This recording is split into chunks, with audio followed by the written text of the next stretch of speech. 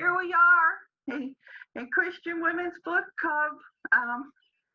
The Meet the Author session. I would like you guys to meet my guest, Reno Anderson.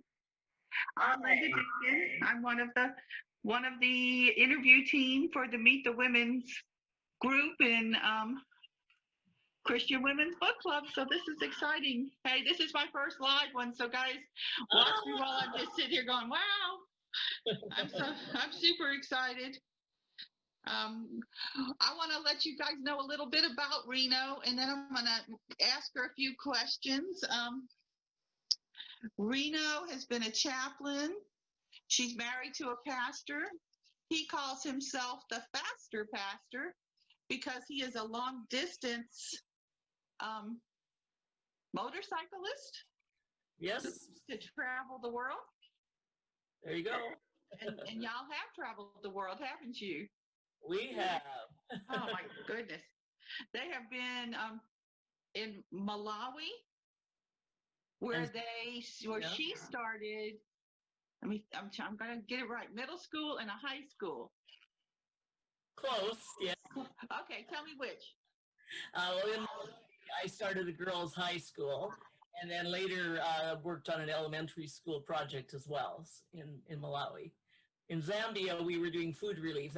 My husband was with me then for the food relief project. So we were there together in Zambia. But in Malawi, I started the school, yes. You've lived in the U.S., you've lived in Canada. Yes. Y'all have internationally traveled. We've had that privilege to have traveled a lot, that's for sure. It's kind of exciting for me. I'm trying to see if I can find us live on my phone just to see us in the group. Because I'd like to see us up and running, but I can't see it. Now you can probably watch. That's okay. I'm not going to worry about that. I'm going to assume we're live because it says we're live. So Reno, yeah. we talked a little bit earlier, and I told you I was going to ask you some questions, and I want to start with what inspired you to write? I have always been a voracious reader. Since I learned how to read, I have just been reading. And then that led to being able to study how books are written and how good books are written. And then to think, I can do this too. And it was a big part of that. But also the fact that God gave me an assignment. God gave me an assignment to challenge Christian women today to be strong in their faith.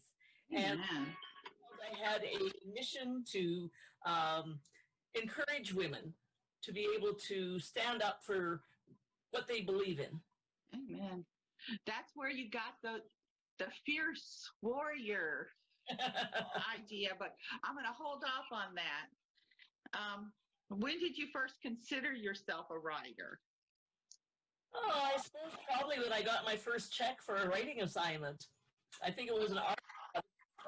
Thinking back about that, I think it was an article in a Christian magazine, and it was comparing our Christian walk to, I think it was jogging, if I remember correctly. It's been a long time ago, but that was the first job that I got paid for writing an article. And so I guess I would say after that, I considered myself a professional writer. But then I went on to be a newspaper journalist, and so learned to write very quick and just, zippity-doo-dah kind of putting out articles. And so that was good training for writing under pressure, that's for sure. So lots of articles that, I've written in magazines, newspapers, Women's Ministries Manual for denominations, just things like that. Then after a while, you start thinking, hey, you know what? I guess I do write. I guess I am an author. And then when I published my books, it was like, hey, I really am a published author. So. Oh, wow. Wow. Let's see. What's the most difficult part of writing for you? Probably not even so much the writing, but it's the marketing after you've published. That's the Yeah. hardest part because the market is so big. But as about writing itself, I suppose the hardest part would be to have discipline.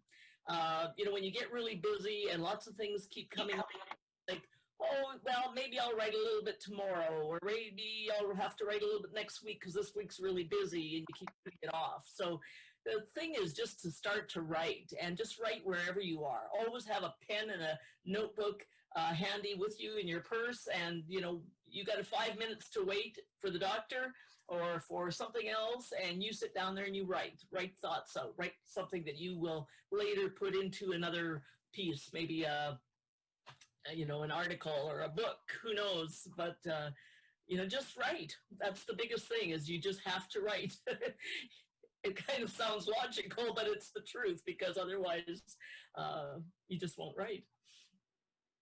I don't think they can see us out on Women's Book Club because I asked, and they're not saying they can see us. But you know what? I will make sure this gets up later. It says live. I've got red live up there. But when I checked, like all good plans with mice and men. Well, it says it's recording, which means on Zoom you have to translate it later. So yes, but also Zoom goes live on Facebook. Yes. So it will translate later. That just saddens me. I'm going to go ahead and talk about fierce number 1. Everyday warriors. The few. Fierce everyday warriors. So yes. What gave you that? I've always been as kind of a little bit of a feisty woman, a little feisty redhead. But I see too much apathy in faith, and people not willing to stand up for what they believe. Right. And thinking of a word that connotated something that was strong and yet had purpose, and wasn't just ferocious for the sake of being ferocious, but was actually focused on a mission. And so to me, being fierce means being willing to stand up for what I believe, and being God's fierce everyday warrior, because I'm encouraging women to listen to the power of the Holy Spirit in their lives, to read God's word, and to pray, and to spend time in God's presence. And being a fierce everyday warrior doesn't mean you have to be an extrovert. It just means you have to be committed, as any warrior would have to be. You have to be committed to following your leader. And our leader is Jesus Christ. And he's leading us into battle, into spiritual battle. And in this world of everything that's going on right now, it's more important than ever that we are fierce everyday warriors, standing firm and strong in our faith. Yes, that makes sense to me, I'll tell you. And then Moxie goes right along with it. That's fierce number 2, huh? Yes, and I'm just starting to teach those this week. We do some Zoom Bible studies, and so I've got 2 of those. I did 2 of those this morning. And that's all about having the courage to be a fierce everyday warrior. It's basing it on Psalm 27, in the very last verse, verse 14, where it says, wait patiently on the Lord. Be strong and courageous. Yes, wait patiently on the Lord. And so it continues that thought. It's like a sandwich. It's like a sandwich, You need to be brave and courageous, but we also need to wait patiently on the Lord. Sorry, I dropped my phone on the floor, so I'm going to go down there and get it. But Moxie's kind of an interesting word too. It's a word. Like a 20s word. Yeah, I understand it was once a soft drink called. Was it? Yes, they called it. I think it was kind of like a tonic kind of drink, but it was quite popular in 1924, I guess. Yeah, it was a flapper woman who was willing to go without the corset, if I'm remembering correctly, that had Moxie. Well, we're going to talk in Moxie. We talk about the fact that we need to have courage, but we also are comparing Moxie to meekness, and the history of the word meek will really surprise you, and it has to do with being Yeah.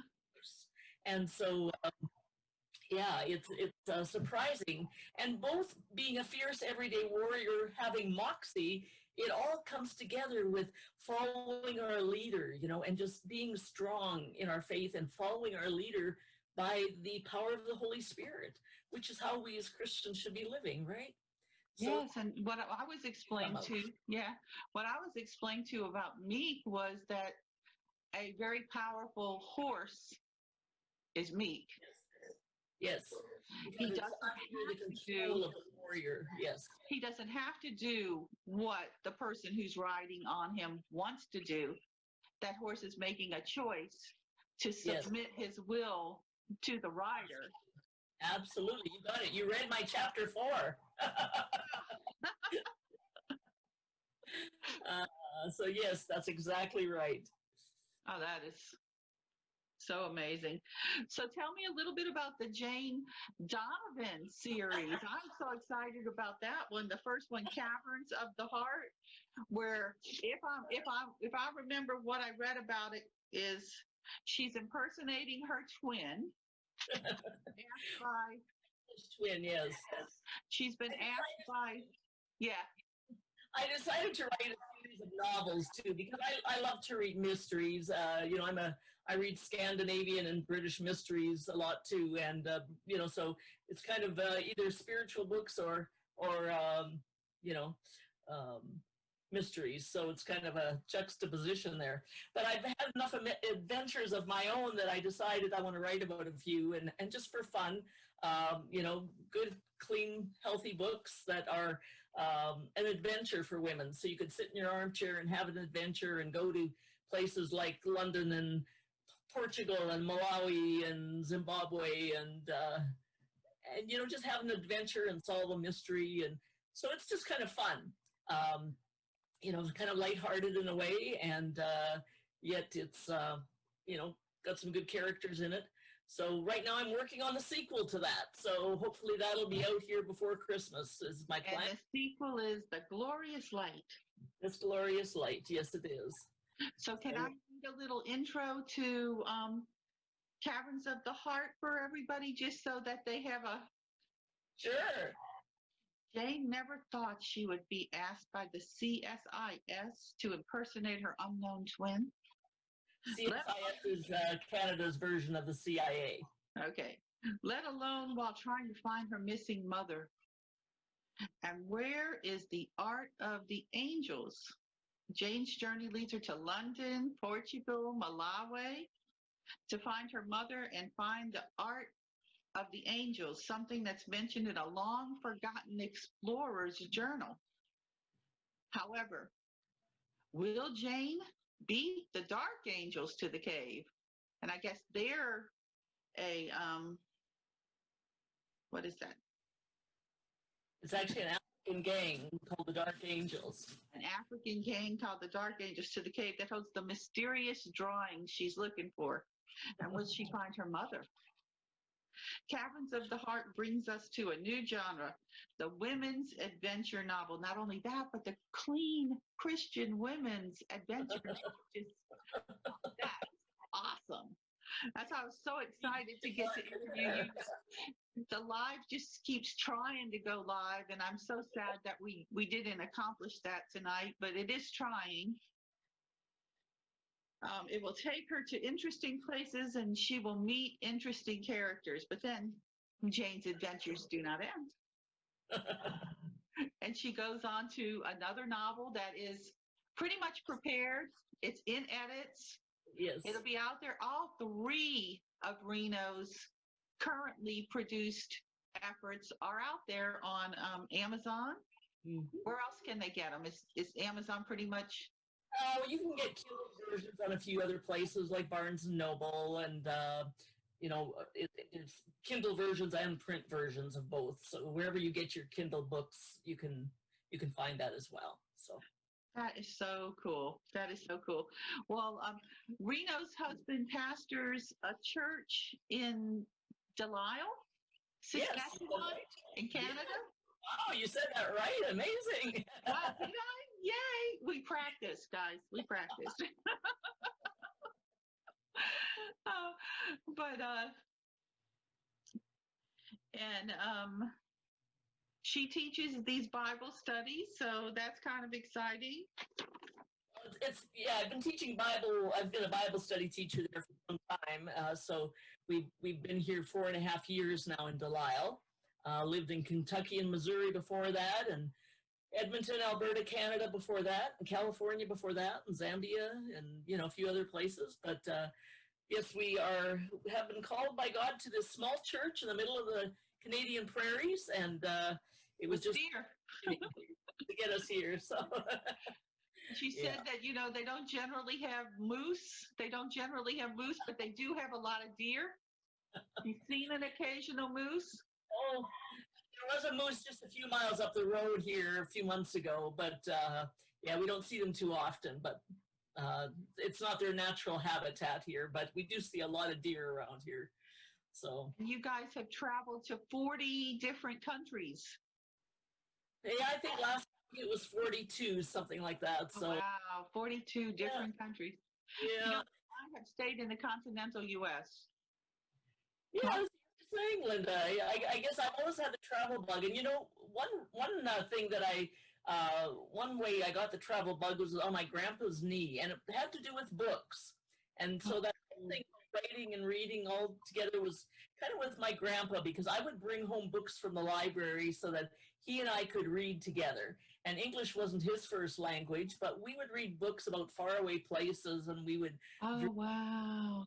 And so I always felt like my travel and my love of books came from Grandpa John Friesen, and he was just a wonderful man and wonderful grandpa. So, yeah. So I think that's part of it, too. It all comes together. It kind of all blends together, the books and the reading and the writing and traveling. And I'm not sure I have this correct, but do you have 7 grandkiddos? I do. Yeah. Yes.